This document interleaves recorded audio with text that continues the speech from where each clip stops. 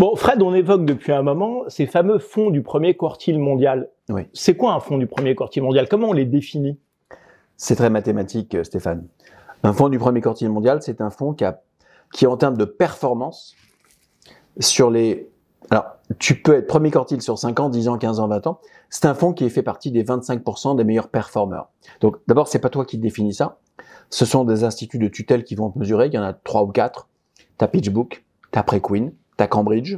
C'est les 3 instituts de tutelle, si tu veux, qui mesurent ta perte. Donc, c'est mesuré. C'est comme un chrono.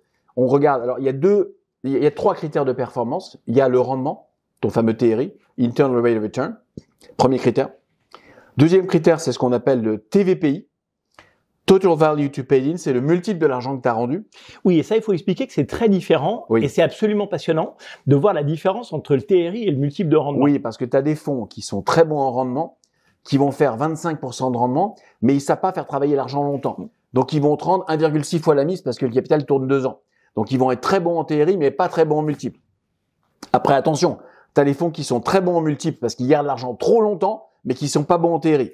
Donc, il y a un couple TRI multiple qui est très important.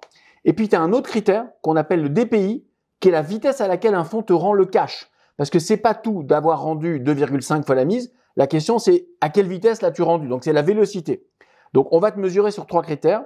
Le TRI, le multiple de l'argent et la vélocité de retour.